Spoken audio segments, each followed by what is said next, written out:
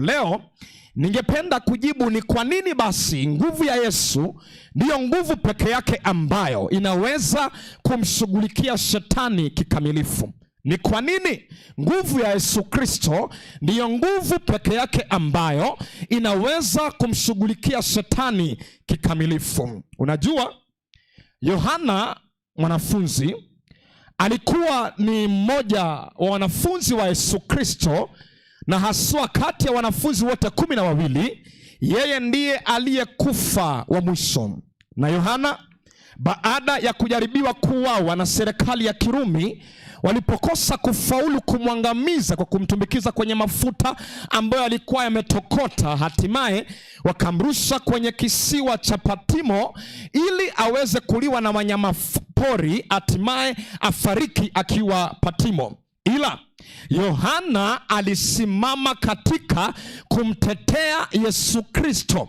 Yohana hakushtuliwa na kifo. Yohana hakubabaishwa na serikali ya Kirumi. Unajua, serikali ya Kirumi haikukaribisha sana Ukristo, na ni kwa sababu Ukristo ulikuwa unaonekana ukipaa, ukiendelea, ukikua, na Warumi waliamini ya kwamba taabu zao zilichangiwa na Wakristo, na kwa sababu ya hiyo walifanya kila waliloweza ili kwamba waweze kuangamiza Ukristo na kumaliza. Na Yohana akaanguka mikononi mwao, hatimaye akatupwa kwenye kisiwa cha Patimo, akaachwa peke yake ili kwamba aweze kufariki huko baada ya kuliwa na wanyamapori. Lakini Yohana alizidi kuwa mwaminifu kwa Yesu aliyemkomboa.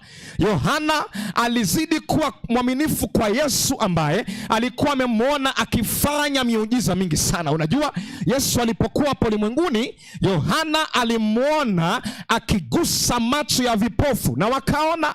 Yohana alimwona akigusa masikio ya viziwi na wakasikia. Yohana aliona Yesu akigusa mikono iliyopooza na ikapata nguvu tena.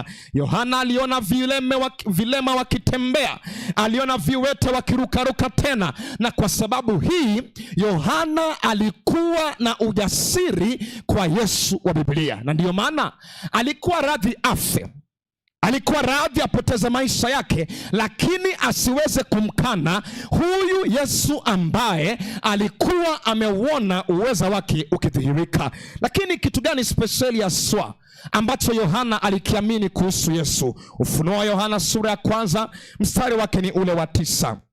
Ufunuo wa Yohana sura ya 1 mstari wake ni ule wa 9. Neno la Mungu linasema vipi, msomaji? Inasema, Ufunuo wa Yohana sura ya 1 mstari wake wa 9 inasema, Biblia takatifu inasema, sawa, twende. Mimi Yohana ndugu yenu, soma kabisa, na mwenye kushiriki pamoja nanyi katika mateso na ufalme na subira ya Yesu Kristo. Sawa. Nalikuwa katika kisiwa kiitwacho Patmo kwa ajili ya neno la Mungu na ushuhuda wa Yesu. Anasema nilikuwa kwenye kisiwa cha Patimo kwa ajili ya neno la Mungu na ushuhuda wa Yesu Kristo. Na kwa sababu ya vitu hivi viwili, Yohana akachagua atengwe na majamaa, atengwe na marafiki, atengwe na familia, lakini asimkane Yesu ambaye alikuwa amejidhihirisha kwake, alikuwa ameonyesha uweza wake, alikuwa ameonyesha ukuu wake. Yohana alichagua asijitenge na huyu Yesu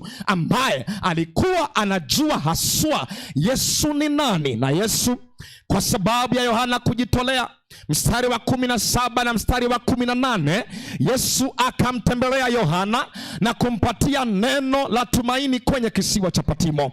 Akamwambia maneno yafuatayo, Ufunuo 1:17 na 18. Twende, inasema, twende kabisa. Nami nilipomwona, twende, nalianguka miguuni pake kama mtu aliyekufa. Sawa. Akaweka mkono wake wa kuume juu yangu. Sawa.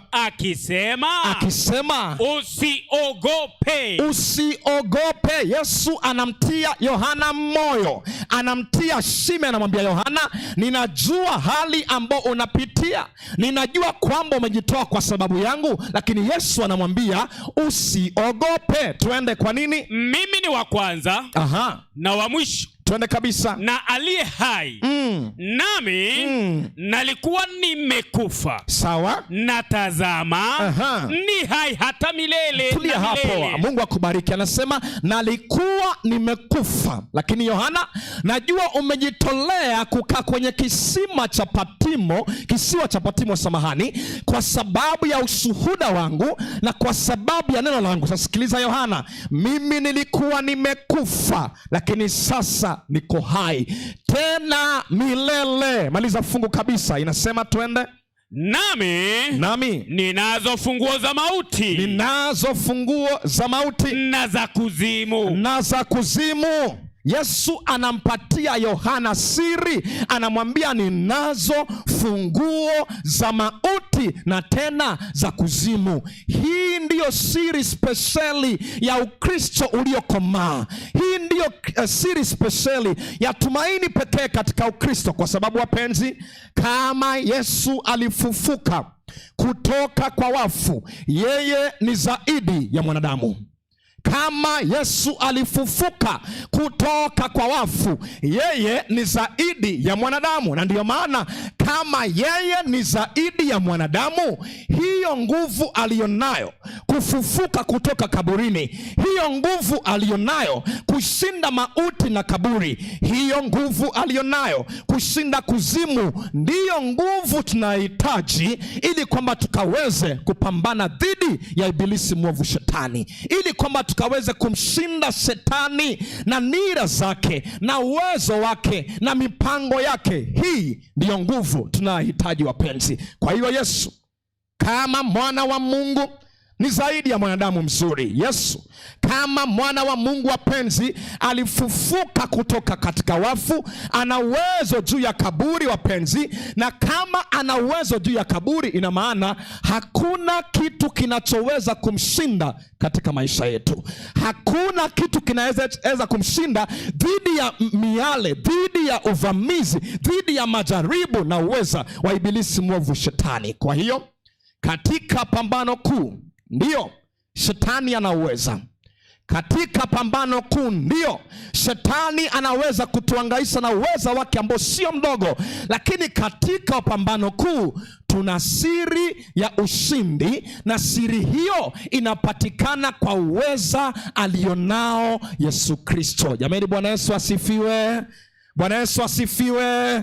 Siri ya ushindi ni kile ambacho Yesu yuko nao, na Yohana aliamini hiki, na kwa sababu Yohana aliamini hiki, alichagua kuachwa Patimo, alichagua atengwe na familia, alichagua atengwe na marafiki, kwa sababu alijua yule ambaye amemwamini, yule ambaye amejitegemeza kwake, ni yule ambaye ana uwezo usiopunguka. Wapenzi, kama Yesu kweli ni Mungu, basi kile ambacho anakitoa ambacho ni uzima wa milele ni kweli. Kama Yesu kweli ni Mungu, kile ambacho anatupatia ambacho ni uzima wa milele ni kweli. Na wanaomwamini Yesu Kristo hata kifo, kwa nini wanajua? Hata wakifa wanatumaini kwa Yesu Kristo aliye na funguo za kuzimu, aliye na funguo za kaburi, aliyeshinda mauti. Wana ujasiri kwa Yesu kwa sababu ya kile ambacho Yesu anakipeana. Wapenzi, kaburi tena sio shimo lililogiza chini ya ardhi. Kifo tena si kile ambacho kinapaswa kutuliza. Tunaweza kupata siri ya ufufuo kwa sababu Yesu tunayemwabudu ni Yesu ambaye ana uweza usiopunguka. Wapenzi, na kama siri ni hiyo, huyu Yesu ndiye mwenye uweza wa kuyabadili maisha yetu. Kama anaweza kufufuka kutoka kwa wafu, sikia, kama anaweza kushinda kitu ambacho tunakiogopa zaidi, tunakiogopa zaidi. Unajua akitokea simba hapa ghafla, hata labda na mimi microphone itadondoka chini na nikuwe mguu niponye. Manake kifo tunakiogopa sana, lakini hicho ambacho tunakiogopa sana, huyu Yesu tunayemtangaza wakati mmoja alikiexperience mauti. Haku experience tu kifo. Huyu Yesu tunayemtangaza hatimaye alishinda hayo mauti. Na kama Yesu anaweza kushinda kaburi, anaweza kushinda mauti, anaweza kufuka kutoka kaburini, ni kipi kinachoweza kumshinda? Hakuna. Akipewa nafasi maishani, lazima badiliko liwepo. Akipewa, sikiliza, nafasi maishani, lazima badiliko liwepo, kwa sababu yeye ni zaidi ya mtu mzuri. Yeye ni zaidi ya mwalimu mzuri. Yeye ni zaidi ya mwanafilosofia. Yeye ni zaidi ya kiongozi mzuri wa dini. Yesu ni Mungu mwenyewe. Niruhusu nikupatie ithibati chache tu ambazo zitakupatia ujasiri ya kwamba huyu Yesu ni zaidi ya mwanadamu. Ithibati tu chache katika Biblia zitakazo kupatia ujasiri kwamba huyu Yesu ni zaidi ya mwanadamu. Soma nami kitabu cha Yohana kwanza 5:39. Makenzi, twende. Yohana 5 mstari wake ni wa 39. Sikia jinsi Yesu, baadaye haya ni maneno ya Yesu mwenyewe. Sikia jinsi anavyonena. Tembea, twende. Yohana wa kwanza sura ya 5. Yohana Injili 5:39. Samahani. Sawa. Yohana Injili 5:39, Biblia iseme. Biblia takatifu inasema, sawa, mwayachunguza maandiko. Mwayachunguza maandiko kwa sababu mnadhani, kwa sababu nyie mnadhani kwamba ninyi mna uzima. Soma kabisa. Wa milele ndani yake. Maliza. Na hayo ndiyo yanayonishuhudia. Yesu anasema mnayachunguza maandiko mkidhani ya kwamba ndani yake mna uzima wa milele, lakini Yesu anasema hayo maandiko yananishuhudia mimi. Acha tuwe waaminifu kwa muktadha wa fungu. Yesu anapozungumza maneno haya, hakukuwa na agano jipya. Yesu anapozungumza na Mafarisayo maneno haya, hakukuwa kumeandikwa agano jipya. That's the right context of the text ambayo tumesoma. Kwa hivyo anapoambia maandiko yananishuhudia mimi, mnayachunguza maandiko, alikuwa anamaanisha agano la kale. Wanapoyachunguza na kuyaona vitu ambavyo viliandikwa kumuhusu, anasema hayo maandiko ambayo mnayachunguza yananishuhudia mimi. Unajua waandishi, wachanganuzi na wasomi wanasema ya kwamba kitabu cha kwanza kuandikwa kwenye agano jipya ni kitabu cha Marko, na kiliandikwa takriban miaka 20 baada ya Yesu kupaa kwenda mbinguni. Kumaanisha wakati Yesu akisema mnayachunguza maandiko, Yesu anamaanisha agano la kale. Kwa hiyo ndani ya dakika chache tutembee kwenye kurasa za agano la kale, tumwone Yesu ambaye anayapanga maisha yake kabla hayajatokea. Yesu ambaye anazungumza maneno kujihusu katika umakini wake kabla hayajatokea. Tumwone Yesu aliye zaidi ya mwanadamu, aliye zaidi ya mtu wa kawaida. Natamani jioni hii ya kipekee imani yako ishike ukweli huu, imani yako ipatiwe moyo na kuinuliwa juu na kupaa. Ujue ya kwamba Yesu alikuwa zaidi ya mtu mzuri. Yesu alikuwa zaidi ya mwanafilosofia. Yesu alikuwa zaidi ya mwalimu mzuri. Yesu alikuwa zaidi ya kiongozi wa kidini. Yesu alikuwa mwana wa Mungu aliye hai, na Mungu mwenyewe aliyefichika katika mwili akiwa hapa duniani. Na hii ikupatia ujasiri kwa uweza ambao Yesu yupo nao kukusaidia maishani mwako, kwa uweza ambao Yesu yupo nao kuyatatua matatizo yako, kwa uweza ambao Yesu yupo nao kukupatia ushindi dhidi ya dhambi. Hebu nione wale ambao wako tayari kumsikia Yesu ambaye ana uwezo usiopunguka. Amina, Bwana awabariki. Basi agano la kale lilizungumza kuhusu vitu vitano ambavyo nitavizungumzia sasa, ama vinne vitatosha kwa jioni hii. Jambo la kwanza, mahali pa kuzaliwa kwa Yesu Kristo.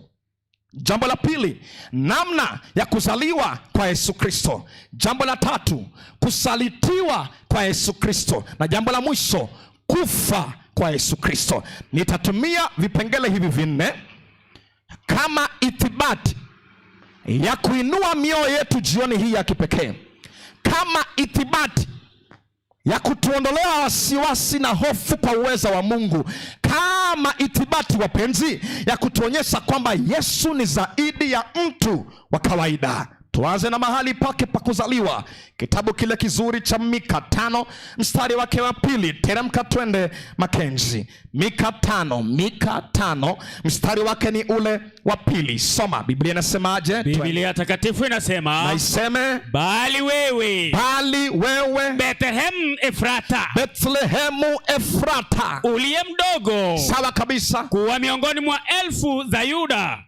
kutoka kwako wewe atanitokea mmoja atakayekuwa mtawala katika Israeli. Achia hapo, Bwana akubariki. Kabla hujamaliza fungu, inasema kwamba kutoka kwako Bethlehemu Efrata kutanitokea mmoja atakayekuwa mtawala katika Israeli. Hebu maliza fungu kisha niseme kitu. Inasema, Biblia inaendelea kwa kusema, inasema ambaye matokeo yake. Sasa hapo ni nataka usikie, maanake hapo kuna tofauti sasa. Ambaye matokeo yake yamekuwa tangu zamani za kale. Hachi hapo, yani Biblia haimzungumzii tu mwanadamu wa kawaida. Anayezungumziwa hapa ni mtu, niruhusu nitumie mtu wa kukosa lugha nzuri, mtu ambaye matokeo yake, chanzo chake kimekuweko tangu zamani za kale. Yani si ati kuzaliwa kwake Bethlehemu ndipo anapojitokeza. Hapana, alikuwepo tangu mwanzo. Kwa yeye vyote viliumba, ikiwa ni usultani, ikiwa ni viti vya enzi vinavyoonekana na visivyoonekana, kila kitu kiliumbwa kwa yeye. Lakini sasa unabii unasema ya kwamba huyu ambaye matokeo yake ni tangu zamani atazaliwa Bethlehemu Efrata, Bethlehemu ya Yuda. Unajua, kati mahali ambapo Yesu alilelewa, acha nianze na hapa. Yesu alilelewa Nazareti, lakini Yesu alizaliwa Bethlehemu. Nisikie kwa makini uone namna Mungu ni wa ajabu, na Yesu ni zaidi ya mtu mzuri. Wanasema tena wadadisi wa Biblia, kati ya Nazareti na Bethlehemu ni kilomita approximately 150, 150 kilometers kati ya Bethlehemu na Nazareti. Hasa Biblia inaposema ya kwamba Yesu atazaliwa Bethlehemu, niambie, kama ungekuwa ukiishi Nazareti na umuone Maria amebeba mimba ya Yesu Kristo, amefika miezi 6, alafu ambiwe yule mtoto ambao Maria amembeba atazaliwa Bethlehemu, nani angeamini? Ni mama gani mjamzito wa miezi 9 anatoka umbali wa kilomita 150 kwenda kujifungua? Na ukumbuke leo kilomita 150 ni rahisi, maanake tuna magari. Wakati huo ilikuwa natumia punda kwa usafiri. Ni mama gani mjamzito ambaye atapanda juu ya punda akiwa na ujauzito wa miezi 9 asafiri kilomita 150 kwenda kujifungua? Sikiliza, Mungu alikuwa amepanga siku ya kuzaliwa kwake, mahali pa kuzaliwa kwake, saa ya kuzaliwa kwake, mazingira ya kuzaliwa kwake, na ikatokea jinsi Biblia ilikuwa imetabiri. Jamani, Bwana Yesu asifiwe. Jinsi ilikuwa imetabiri. Yesu ni zaidi ya mtu mzuri. Ni nani anapanga siku yake ya kuzaliwa? Ni nani anapanga mahali pake pa kuzaliwa? Yeye alimvuvia Mika kwa Roho wake Mtakatifu. Mika akaandika ya kwamba huyu atazaliwa Bethlehemu ya Yuda, Bethlehemu Efrata, na ikatokea jinsi ilivyotabiriwa. Maria akachukua mimba, wapenzi, na akaibeba miezi 9 kama yote yule, na hatimaye akamzaa mtoto. Na kitabu cha Isaya 7 mstari wake wa 14 zikizungumza habari za mtoto huyu, hivi ndivyo Biblia isemavyo.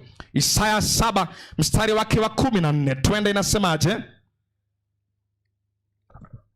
Biblia inasema, kitabu cha Isaya 7 mstari wake wa 14 inasema, kwa hiyo Bwana mwenyewe atawapa ishara. Twende.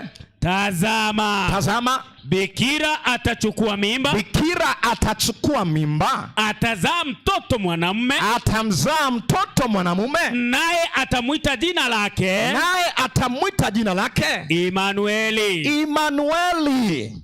Hatimaye anasema bikira atachukua mimba, na bikira kweli alichukua mimba. Bikira akazaa mtoto. Bikira kweli alizaa mtoto. Huyo mtoto jina lake ni Imanueli, yani Mungu pamoja nasi. Hebu niruhusu nitue katikati ya ubiri nizungumze na wewe msikilizaji wangu mpendwa.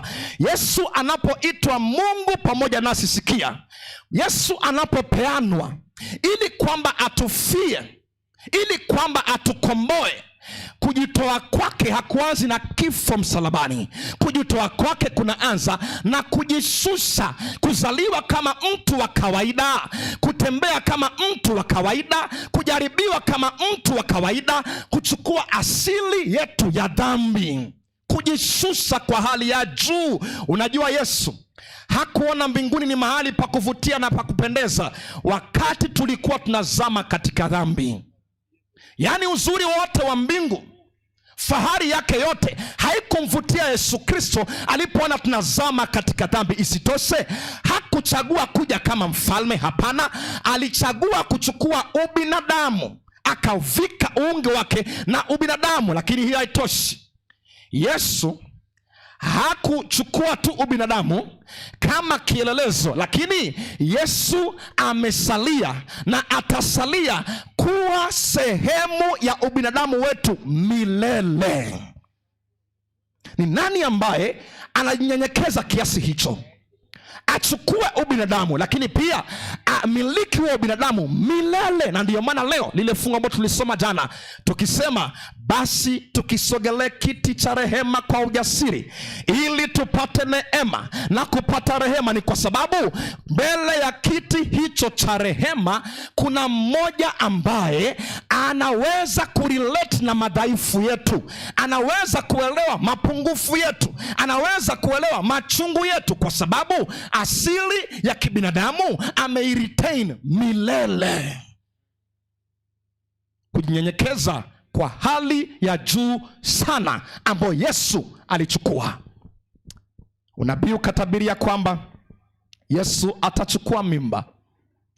Maria atachukua mimba, atamzaa mwana, jina lake utamwita Yesu. Na ile siku Gabrieli anapokuja kuleta habari za kuzaliwa kwa Yesu Kristo, Luka sura ya 1 mstari wa 30 na 31, hivi ndivyo Biblia inavyosema. Luka sura ya 1 mstari wa 30 na 31, hivi ndivyo Biblia inavyosema. Twende, inasema, malaika akamwambia, usiogope. Sawa. Mariamu, kwa maana umepata neema kwa Mungu. Soma kabisa. Tazama, utachukua mimba na kuzaa mtoto mwanamume. Sawa. Na jina lake utamuita Yesu. Jina lake utamuita Yesu.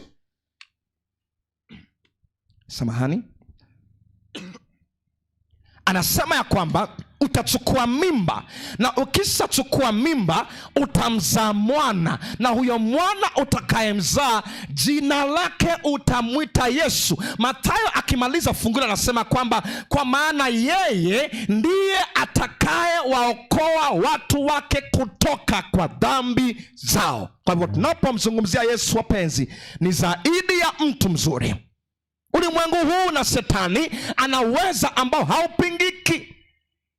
Uweza wake ni wa ajabu, lakini kwenye pambano hili siri ya ushindi ni Yesu aliye zaidi ya mtu mzuri. Yesu ambaye anajua kupanga maisha yake na anatokea kama alivyoyapanga. Hii ndiyo siri ambayo tunaweza kuishinda katika pambano kuu dhidi ya vita vya ibilisi mwovu Shetani. Na ndiyo maana Nabii Isaya sura 61 mstari wake wa 1 akihubiri habari za huyu Yesu na kile ambacho anakuja kukifanya, mstari wake wa 1, hivi ndivyo asemavyo. Soma kwa uweza. Inasema, Roho ya Bwana Mungu ii juu yangu. Soma kabisa. Kwa sababu Bwana amenitia mafuta ni wahubiri wanyenyekevu habari njema. Sawa. Amenituma ili kuwaganga waliovunjika moyo. Sawa. Kuwatangazia mateka uhuru wao. Sawa. Na hao waliofungwa habari za kufunguliwa kwao. Amina. Hii ndiyo ministry ya Yesu Kristo. Sasa Yesu ambaye amekuja ili kwamba adhihirishe kwamba yeye ni zaidi ya mtu mzuri, anasema nimekuja kuwaganga moyo, kuwaganga waliovunjika moyo katika pambano kuu, siri la kuondolewa wasiwasi, siri la kutiwa moyo ambao umechoka, siri ya kuinuliwa moyo ambao umekata tamaa, ni Yesu ambaye ni zaidi ya mtu mzuri. Wapenzi, katika pambano kuu hakuna mateka ambao Yesu hawezi kumwacha huru. Hakuna, sikiliza, korokoro ama gereza ambao shetani atakufunga, ambao shetani hawezi, ambao Yesu hawezi kukuweka huru. Manake shetani, unajua, ana tabia ya kwamba akimshika mtu mateka hamwachilii, na siri ya kuachiliwa huru katika pambano kuu ni Yesu Kristo. Hakuna gereza ambalo Yesu hawezi kufungua. Ni ulevi, Yesu anaweza kukuweka huru. Ni uzinzi, Yesu anaweza kukuweka huru. Ni tamaa za ulimwengu, Yesu anaweza kukuweka huru. Ni uganga na uchawi, Yesu anaweza kukuweka huru. Hakuna gereza ambalo Yesu hawezi kukuweka huru. Ukimruhusu Yesu Kristo, anajua namna ya kuingia katika gereza ya kukuweka huru. Manake anajua namna ambavyo kile kifungo ulichofungwa anaweza kukuweka huru kweli kweli. Mpe nafasi. Wengi shetani ametambua ya kwamba hatujaiamini nguvu ya Yesu Kristo. Wengi shetani ametambua ya kwamba hatujajua kitu ambacho Yesu anaweza kukifanya, na kwa hiyo ametugeuza mpira anatuchezea, ametugeuza karata anatupanga. Lakini nikwambie siri ya ushindi, siri ya kutoka gerezani, siri ya kutoka kifungoni ni kumruhusu Yesu Kristo atamalaki. Hakuna gereza ambalo hawezi kukuokoa kwalo. Jamani, Bwana Yesu asifiwe. Amen. Hakuna gereza, hakuna. Unajua Biblia nasema ya kwamba Injili ni uweza wa Mungu uletao wokovu. Injili ni uweza wa Mungu uletao wokovu. Kizungu inasema it is the power of God. Unajua vitu ambavyo Mungu amefanya katika ulimwengu huu kutumia uweza wake vinapaswa kutupatia ujasiri usio wa kawaida, lakini tumeruhusu ili kwamba ibilisi mwovu shetani atukatishe tamaa, atupotezee laini ya kwamba Mungu wetu wa mbinguni amepungukiwa nguvu. Hebu ngoja nikupatie mifano michache.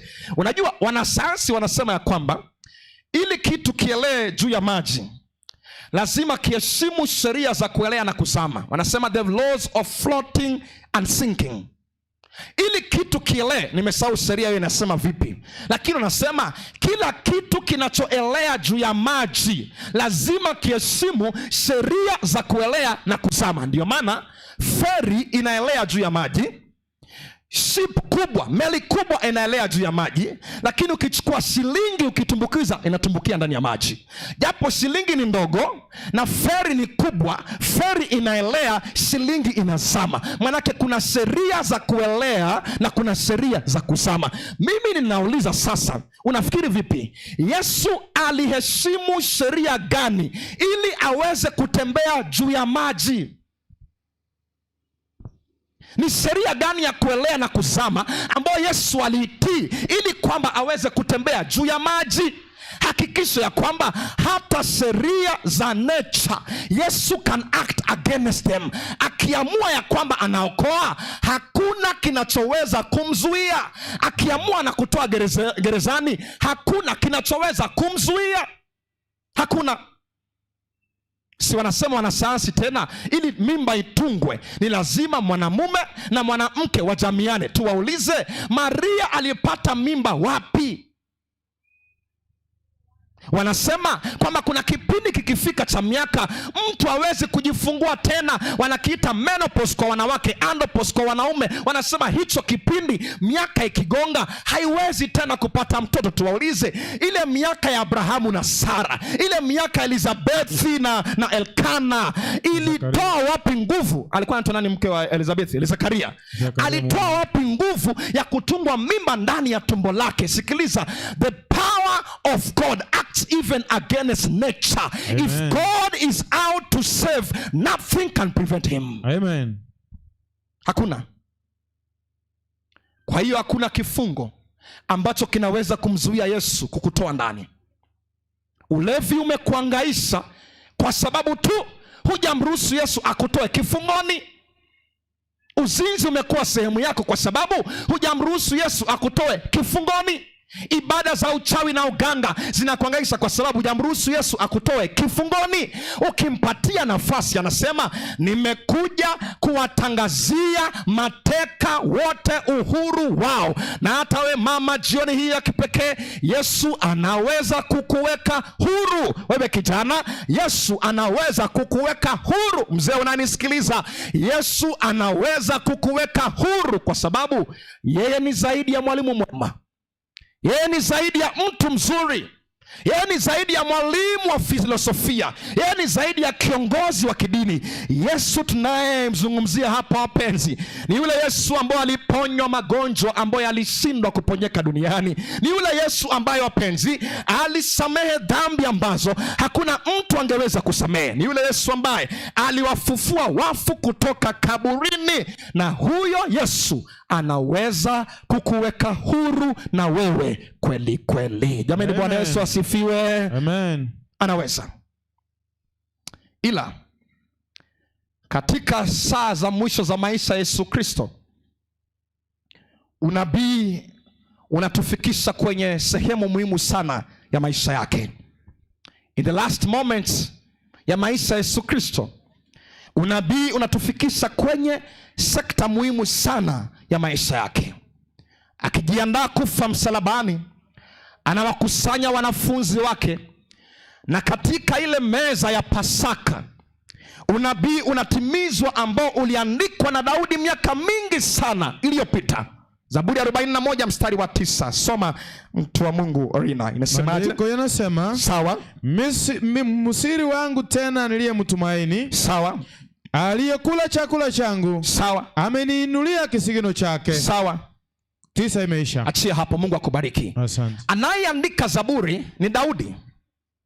Daudi alijua vipi ya kwamba Yesu atakapokuja kufa ni mmoja wa wanafunzi wake ndiye atakaye msaliti? Mpaka anaandika msiri wangu tena niliyemtumaini, aliyekula chakula changu, ameniinulia kisigino chake. Alijuaje kwamba ni mmoja wa wale tenashara ndio watakao msulubisha Yesu Kristo? Alijuaje hilo? Kama Yesu si zaidi ya mtu mzuri, kama Yesu siyo Mungu mwenye uweza spesheli, na isitoshe Agano la Kale halikusema tu kwamba Yesu atasalitiwa. Agano la Kale tena lilisema atasalitiwa na kiwango gani cha fedha, kabla hata haijatokea. Zakaria, soma Zakaria 11 mstari wa 12 na 13. Soma kwa pesi ili kwamba tuende. Inasemaje? Inasema Zakaria 11 12 na 13. Inasema, nikawaambia, sawa, mkiona vema nipe ujira wangu, endelea kabisa, kama sivyo msinipe. Basi wakampimia vipande 30 vya fedha, sawa, kuwa ndio ujira wangu. sawa. Kisha Bwana akaniambia, mtupie mfinyanzi kima kizuri, sawa, hicho nilichotiwa kima na watu hao. Maliza kabisa. Basi nikavitua vile vipande 30 vya fedha, nikamtupia huyo mfinyanzi ndani ya nyumba ya Bwana. Achia hapo. Fungu linazungumzia vitu viwili. Jambo la kwanza, kiwango cha fedha ambacho kingetumika kumsaliti Yesu Kristo. Lakini jambo la pili, matokeo ya baada ya Yesu kusalitiwa. Kiwango anasema ni vipande 30 vya fedha. Mbona si 25? Mbona si 27? Mbona si 26? Akataja kwa umakini wake 30. Tena akasema atakaye msaliti Yesu Kristo hatimaye hatia itamjaa, zile hela ambazo atachukua atazirusha kwenye nyumba. Na ndivyo ilivyotokea kwenye Agano Jipya, wapenzi. Yudasi Iskarioti alipomuuza Bwana wake kwa vipande 30 na fedha, dhamira ilipomchoma, alirejea hekaluni, akavirusha vile vipande, wakavichukua, wakanunulia nalo shamba ambalo lilikuwa linatumika kuwazika wageni. Jinsi Biblia ilikuwa imetabiri, ndivyo ilivyotokea. Kiasi cha kusalitiwa, matokeo ya kusalitiwa, lakini mahali ambapo hatimaye itatokea baada ya kusalitiwa. Sikiliza, dhihirisha kwamba Yesu, wapenzi, ni zaidi ya mtu mzuri. Unabii ambao uliandikwa kumhusu hatimaye ulijitokeza kujitimiza maishani mwake kama ilivyoandikwa. Na huyu ndiye Yesu ninayekupendekezea katika mikutano hii. Huyu ndiye Yesu ambaye natamani umfanye Bwana na Mwokozi wa maisha yako.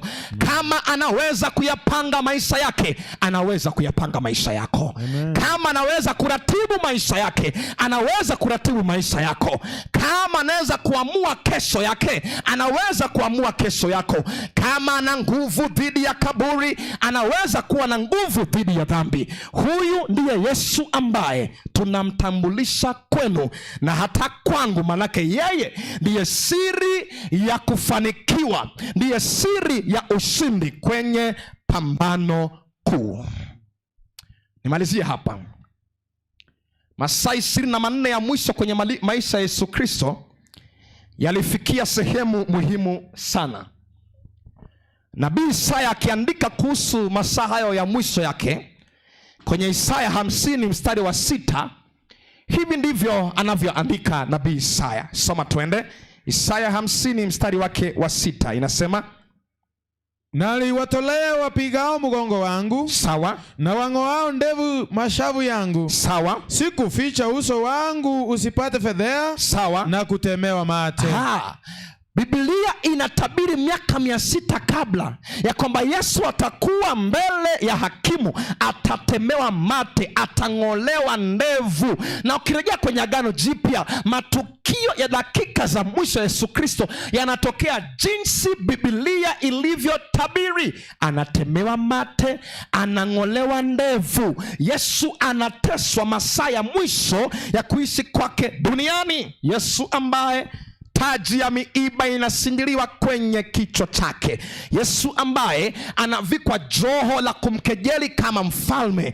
Yesu ambaye mijeledi ya Kirumi inawamba ngozi yake laini. Unajua askari wa Kirumi walikuwa wanashindana ni nani atakayemuua mfungwa kwa mjeledi tu. Kwa hiyo askari wa Kirumi alikuwa akipatiwa nafasi ya kutumia mjeledi kwa mfungwa, alikuwa anaitumia na nguvu ili apate sifa ya kwamba yeye alimuua mfungwa kupitia mjeledi. Kwa hivyo ule mjeledi unaporushwa katika mgongo, anairusha na nguvu yake yote. Na unajua mjeledi wao ilikuwa ni mbao huku nyuma kama mita 1 ama nusu mita hivi, alafu mbele ngozi zilizowambwa na kuchanwa chanwa, lakini kwenye ngozi kulikuwa na mchanganyiko wa mawe, vipande vya chuma na vipande za mifupa ambayo ilikuwa imevunjika. Kwa hivyo mjeledi wa Kirumi ulikuwa kirushwa kwenye mgongo. Zile chache za kwanza zimetosha kurarua nguo, zilizosalia zote zilikuwa sasa ni kunyofoa nyama katika mgongo wa mfungwa, na walikuwa wanaifanya na jitihada ili kwamba waweze kumuua mfungwa na kumwangamiza. Huyu ndiye Yesu Kristo ambaye unabii unazungumza kumuhusu ya kwamba atakuja apigwe kama mtu wa kawaida, atasimamishwa mbele ya Pilato kama mfungwa wa kawaida, ataangikwa msalabani kama mfungwa wa kawaida. Na Isaya atakwambia aliteswa kwa sababu ya dhambi zetu, alichubuliwa kwa sababu ya maovu yetu, aibu ya masikitiko yetu ilikuwa juu yake. Lakini anamaliza kusema kwamba kwa kupigwa kwa Yesu Kristo sisi tumepona. Jamani, Bwana Yesu asifiwe. Amen. Kwa kupigwa kwa Yesu Kristo sisi tumepona. Jana mchungaji alisoma fungu la nguvu tena sana, fungu lile la Wagalatia 3:13 kama nalikumbuka vizuri, nalosema kwamba Yesu alifanyika laana kwa ajili yetu. Yesu alifanyika laana kwa ajili yetu, maanake imeandikwa alaaniwe yeyote aliyeangikwa mtini. Laana yetu Yesu aliichukua. Amina. Nashukuru Mungu kwa sababu ya hilo.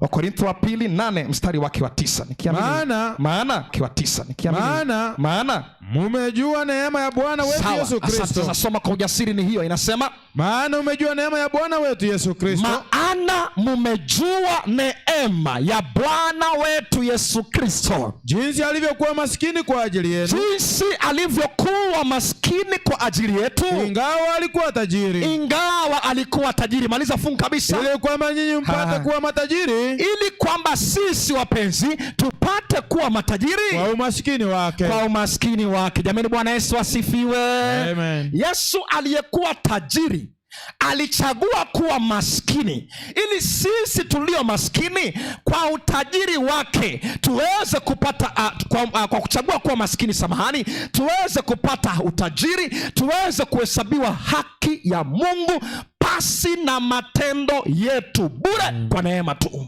Amen. Kwa hiyo kwa kifo cha Yesu msalabani, mbingu imefanya kile ambacho hakuna mtu angeweza kukifanya. Kwa kifo cha Yesu msalabani, Mungu amefanya kile ambacho hakuna kitu kingeweza kufanya. Na nikwambie, huyu Yesu ndiye siri ya maisha yaliyobadilika. Haiwezekani, nisikie kwa makini, haiwezekani ukutane na Yesu Kristo na maisha yako yabaki vile, kwa sababu yeye ndiye mwenye uweza wa kukutoa kifungoni, kukuweka huru, kukupatia tumaini la uzima wa milele. Najua hata pale msalabani Yesu alipokuwa ameangikwa, wezi wawili kando yake huku na huku, mmoja kamkejeli na mwingine akakumbuka huyu ni zaidi ya mwanadamu. Wakati yule alisema, kama wewe ni mwana wa Mungu tuokoe na ujiokoe, yule akajua this is more than just a normal person, ni zaidi ya mwanadamu. Akageuka na akamwambia Yesu, Yesu, unikumbuke utakapokuja na ufalme wako. Remember me. Wacha nikwambie, hilo ombi Yesu akilisikia huwa lazima alijibu. Jamani, Bwana Yesu asifiwe. Amen. Hilo ombi Yesu akilisikia, akisikia unikumbuke, he usually must respond to it. Hebu ngoja nikwambie hivi, unaweza kuombea school fees, Mungu akakawia kwa kipimo chako, mtoto akafukuzwa shule.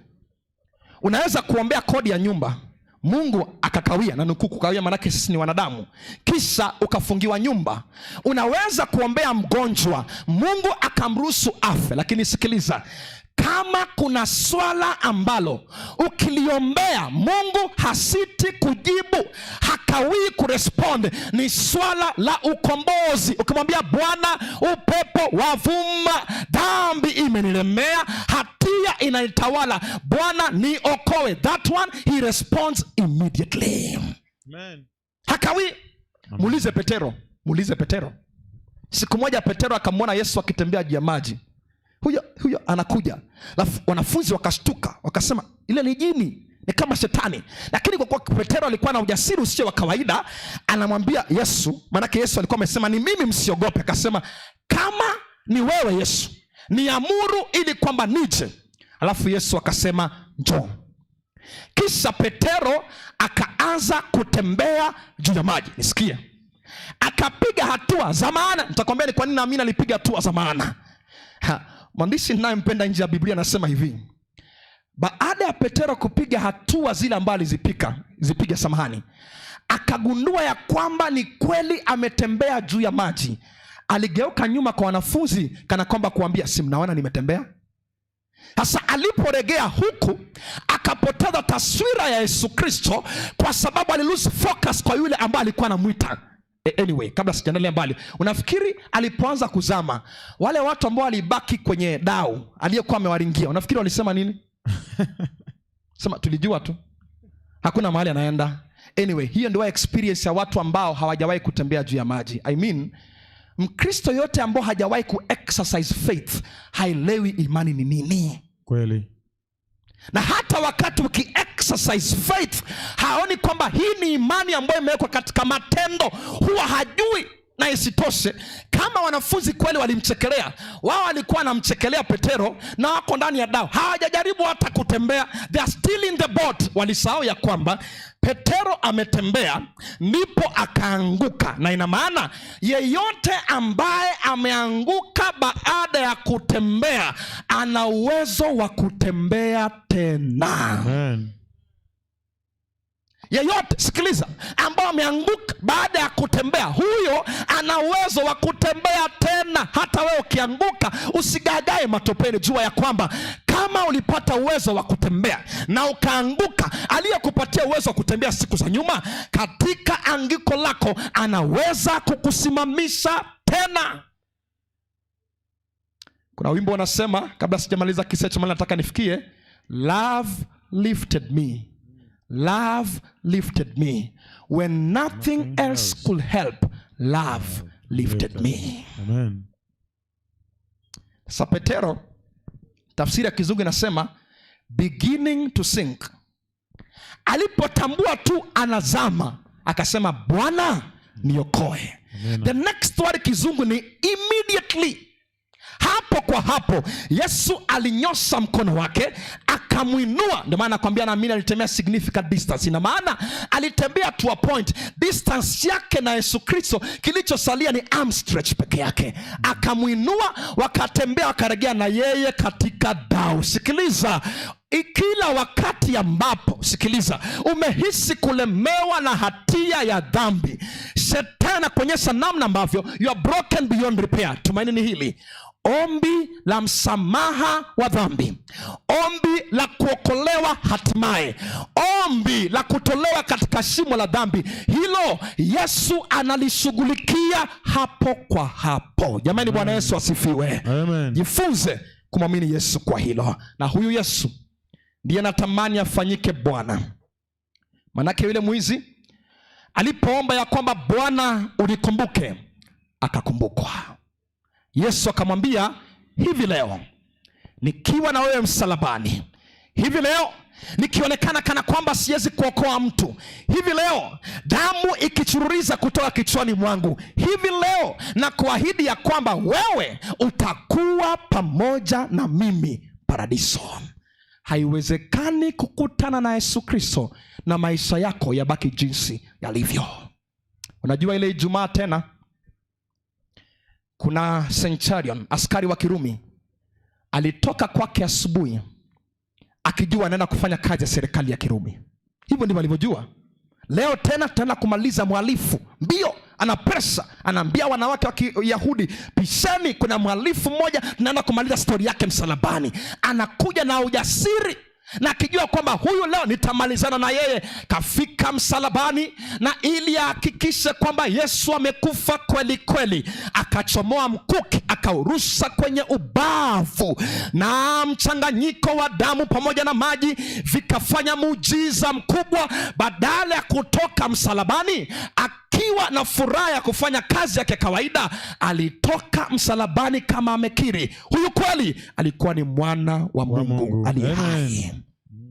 It is impossible ukutana na Yesu Kristo na maisha yako yabaki vile yalivyo. Mpenzi, jioni hii ya kipekee nampendekeza Yesu kwako.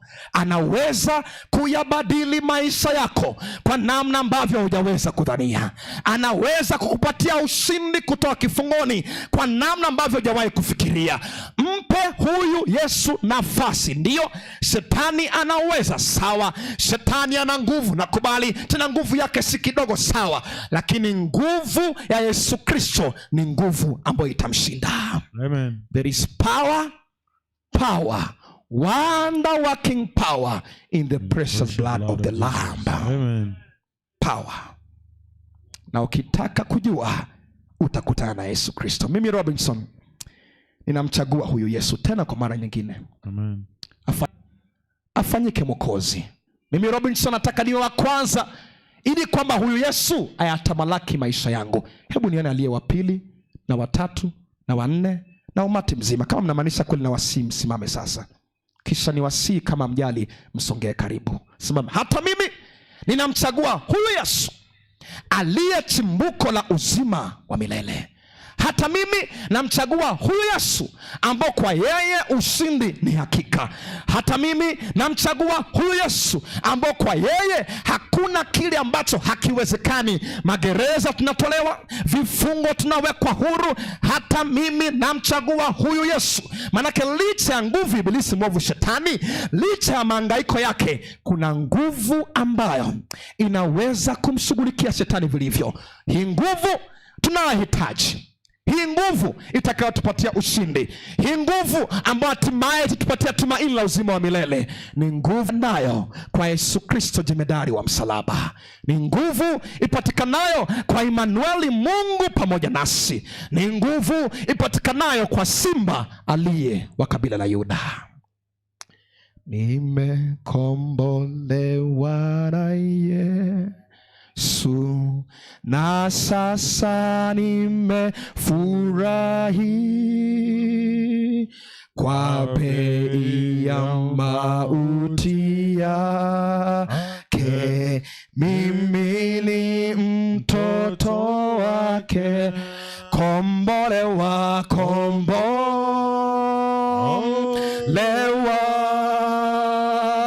na kombolewa na damu,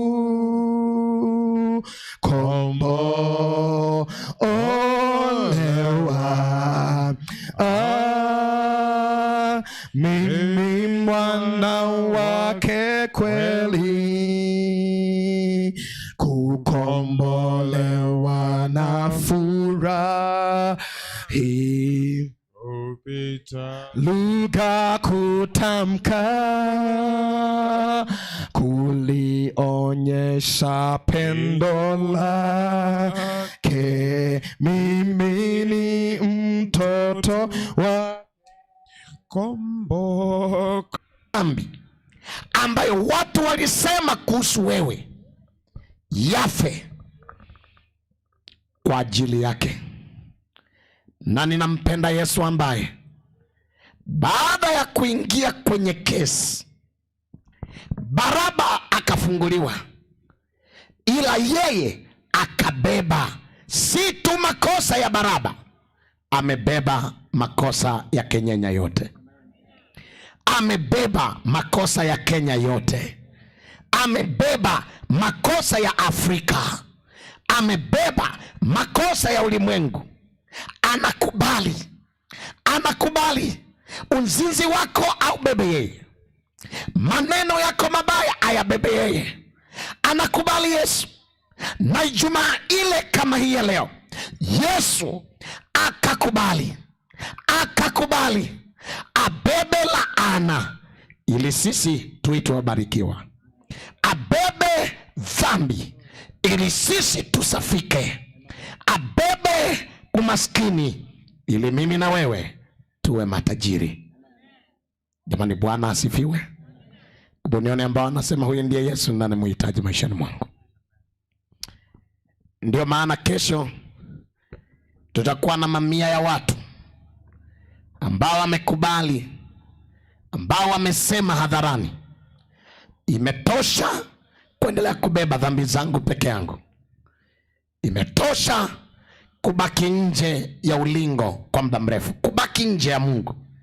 Na ninawahakikishia wanakenyenya, watakaompokea Kristo, yeye ndiye anayesema hata imekuwa mtu akiwa ndani ya Kristo amekuwa kiumbe kipya, ya kale yamepita, ya kale yamepita. Nasema tena ya kale yanapita, tazama anayafanya yote kuwa mapya. Natamani nione kundi lile la wanawake na wanaume, wasichana na wavulana ambao hata bado walikuwa hawajafanya maamuzi haya, lakini wanasema jioni ya leo, sanjari na neno hili, sambamba na neno hili, wanasema Pastor, ninaomba Mungu anipokee mimi na maisha yangu, ili huyo Yesu awe sababu ya ushindi wangu kwa njia ya kipekee ya ubatizo.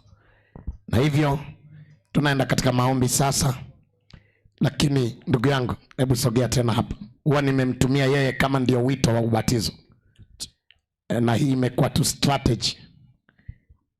Ninajua anaandika majina, na hivi sasa ana watu 154 ambao ameshaandika. Tuseme amen. Hivi kwani huku msema amina ni nini sasa? 154 ni watu wadogo hao jamani? Watu 154, Bwana asifiwe. Amen. Na una watu wengi tu ambao wataandika majina yao. Hawa ni wale ambao wameandika. Kuna ambao wataandika leo jioni hii ya leo sasa hivi. Kuna ambao watakuja kesho na kuandika. Kesho tutakuwa na massive baptism. Jamani, tuseme amina. Amen. Watu wakiachana na maisha ya kitambo wanakutana na maisha ya Bwana wao.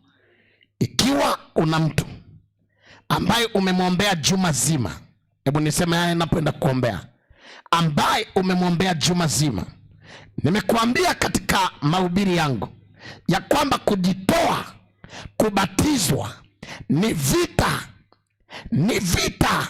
Kwa hiyo unaweza kuwa na watoto wakakataa wito huu, unaweza kuwa na marafiki wakakimbia wito huu, unaweza kuwa na mume, mke akakimbia wito huu.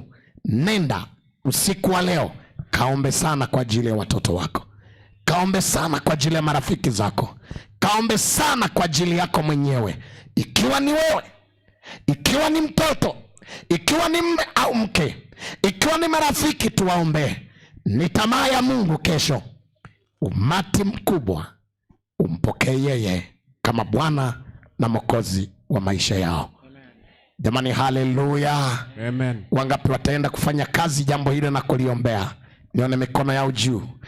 Enda ukaalike watu, enda ukawaombee. Mungu akubariki sana. Utasimama tu pale, as the time goes, tunatoka, utakuwa hapa kwenye hii ukiandika majina. Wale wote ambao wako na 12 and above, wale ambao walirudi nyuma, wale ambao ndio mara ya kwanza. Ikiwa na rafiki ndio kumshawishi, nimeona watu wengi wakileta marafiki zao. Hata ambaye uko kule barabarani, hata ambaye uko kule kwa bodaboda, popote ulipo, Yesu anakuja tena, sio utani, ni halisi. Mpe Yesu maisha yako. Maisha haya hayana guarantee. Mwambie Yesu, pokea maisha yangu. Jioni leo fumba macho yako ili tuombe.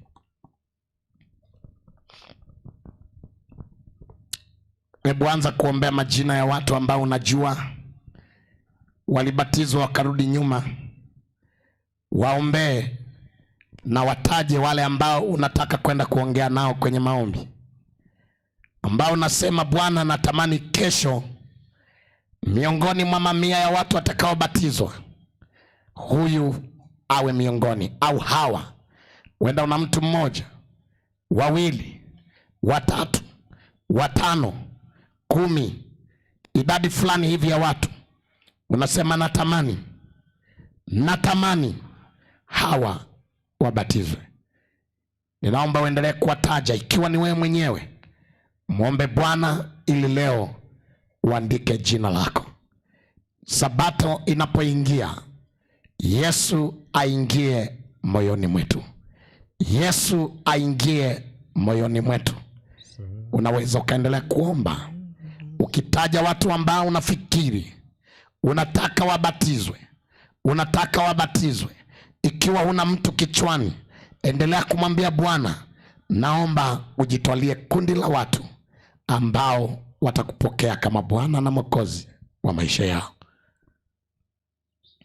Endelea kuomba. Wakati unaomba ni wakati wa maombi tu, ni muda wa maombi huu, na Bwana endelee kusikia maombi yako.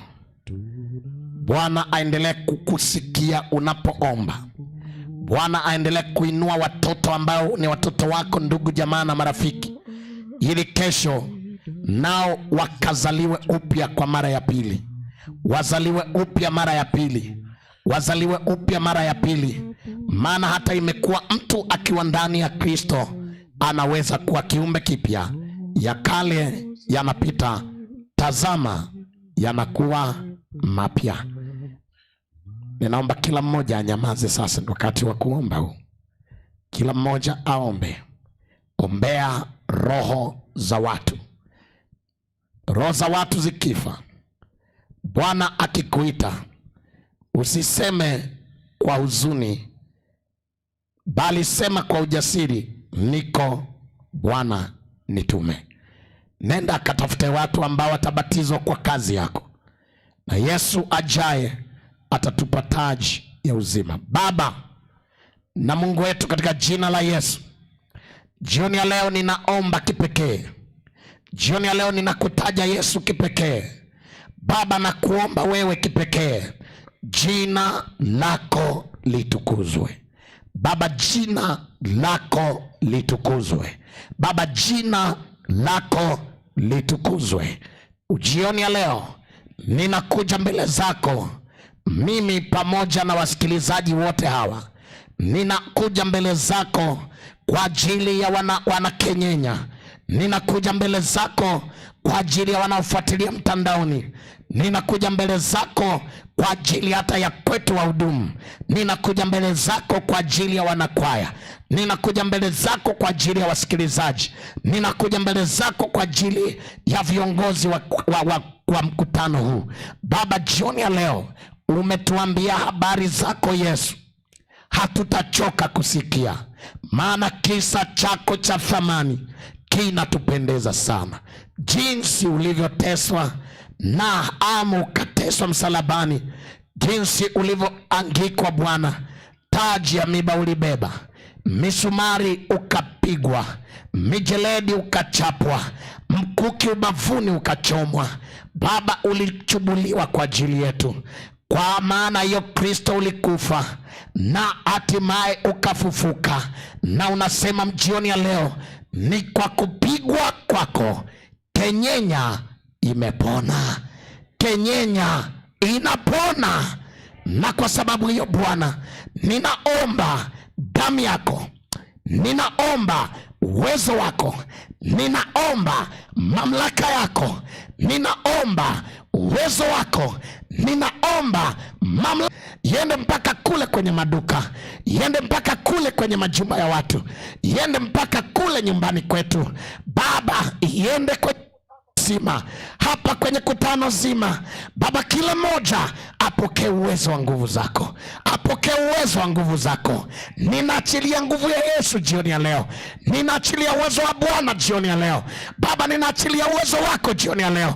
Ikiwa kuna mtu ambaye alikuwa amechoka katika majaribu, amechoka katika dhambi, amechoka katika mateso, ninaachilia uwezo wa jina lako Yesu. Baba, uwezo wako unapita hapa, na kwa sababu ulikufa, kwa sababu ulimwaga damu, kwa sababu ulikubali kuteswa, kwa sababu ulituacha kweli kwamba tusipotee, ukaamua uje ushuke tuokoe. Ninatangaza jioni ya leo kwamba kwa Yesu Kristo tumepona. Baba, kwa wewe tumepona. Ndoa zinapona, watoto wanapona, magonjwa yanapona, shida zinapona, hali yoyote inapona. Bwana, jioni ya leo, ikiwa kuna mtu anataka kukutana na wewe Baba, naomba ukutane na yeye. Ikiwa kuna mtu anataka kukutana na wewe, naomba Bwana ukutane na yeye. Meet us Lord, meet us Lord at our points of need. Ninaomba kutane na sisi, kutana na yule mama, kutana na yule baba, kutana na yule mzee, kutana na mtu mmoja hapa, maana Yesu, wewe ndiye kimbilio letu. Daudi anasema, nimekukimbilia wewe Bwana, nisiaibike milele. Daudi anasema, nitayainua macho yangu juu, nitazame milima, msaada wangu utatoka wapi? Lakini anatoa jibu, msaada wetu uko kwa Mungu aliyeziumba mbingu na nchi. Ninakuomba kwa namna hiyo, kwa sababu watoto wako wamekuja kwa wingi, wakitoka makanisa mbalimbali. Wengine wametembea kilomita kadhaa, wengine wametoka umbali. Naomba karibia mgeni Sabato, na unapokuja mgeni Sabato, ingia na baraka zetu. Baba, ingia na baraka zetu. Ninaomba niombe kipekee hata siku ya leo kwa ajili ya serikali ya Kenya. Ninaomba niombe sub county hii. Naomba niombe hata ndugu zetu maafisa wa ulinzi na usalama. Naomba niombe hata watu wote walioko hapa. Ninaomba niombe kila mmoja aliyeko hapa. Baba, naomba utubariki, naomba ututetee, naomba utupiganie, naomba utukomboe, naomba utushindie, naomba uwe Mungu wetu, naomba uwe Baba yetu, naomba utuponye, naomba utuokoe. Hata waliokuwa na roho ngumu, Baba kawaokoe, Baba kawaokoe. Ninapohitimisha ombi hili, Mungu wetu, naomba nikuombe baraka za Sabato. Baada ya masaa haya, Sabato ni karibu inaingia, jua linamalizia kuzama. Watoto wako wanapoenda kujiweka sawa ili waje kwa mgeni Sabato, kwa kuwa kesho watu watasafiri kutoka mbali na karibu, watu watajaa kwa wingi. Na kuomba jambo hili, Mungu wetu, ukubali hali ya hewa itulie kwa utukufu wa jina lako, ili tukae miguuni pako. Maana miguuni pake Yesu, hapo tutafanya sala. Ni mahali pa kuweka dhambi zetu, tutakuwepo kila saa. Baba, asante. Asante kwa ambao wanafanya maamuzi ya ubatizo. Asante kwa ajili wanaoamua hata sasa hivi, hata wanapoamua sasa wabatize kwa Roho, maana kesho umati mkubwa utabatizwa kwa maji mengi. Jina lako litukuzwe kwa jina la Yesu Kristo. Amen. Amen. Amen. Amen. Amen.